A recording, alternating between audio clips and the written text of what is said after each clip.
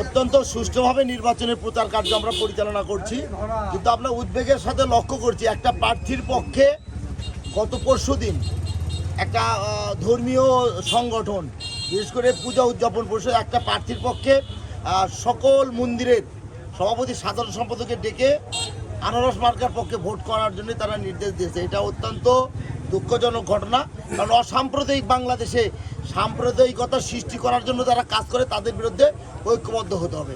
আমি কিন্তু কোনোদিন বলিনি যে আজকে অমুকের পক্ষে ভোট করতে তারা হিন্দুদের জায়গা দখল করে অফিস করে বসে আছে, আমি কিন্তু এই কথা বলিনি। বগুড়ায় এই হিন্দুদের যারা নেতৃবৃন্দ হিন্দুদের নেতৃত্ব দেয় তাদের মানে নেতৃত্বের সময়েই 3টি মন্দিরের জায়গা বিক্রি হয়েছে জোরপূর্বকভাবে। এই কথাগুলো কিন্তু আমরা এখনো বলছি না, কারণ হচ্ছে আমরা অসাম্প্রদায়িক বাংলাদেশ চাই, অসাম্প্রদায়িক বগুড়ায় চাই।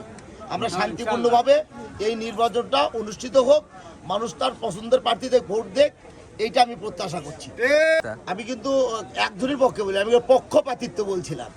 পরবর্তীতে তারা জেলা প্রশাসক মহোদয়ের নির্দেশে পরের দিনই তাৎক্ষণিকভাবে ব্যবস্থা নিয়েছেন। আপনারা দেখেছেন যে সেই সাতমাথায় অবৈধভাবে লাগানো বিলবোর্ডগুলো ইতিমধ্যেই অপসারণ করা হয়েছে এবং নির্বাচন এখন মোটামুটি উৎসব পরিবেশে অনুষ্ঠিত হচ্ছে। তবে উদ্বেগের বিষয় হচ্ছে বগুড়ার সকল খুনি, মাদক ব্যবসায়ী, অবৈধ টাকার মালিক, অস্ত্রধারী সবাই কিন্তু এক পক্ষ অবলম্বন করছে। এটা কিন্তু আগামী দিনে মানুষের ভয়ের মধ্যে আছে।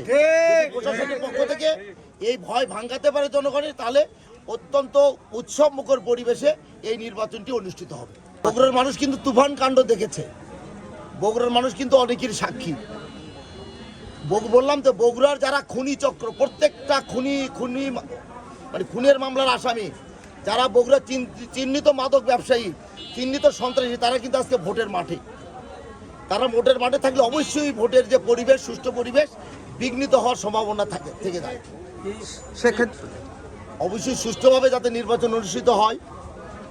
এই যে প্রত্যেকটা নির্বাচন আসলে অস্ত্রবাজ, সন্ত্রাসী, অস্ত্র উদ্ধারের যে কার্যক্রম পরিচালিত হয়, আমার মনে হয় সেটা এখন বগুড়া করা দরকার।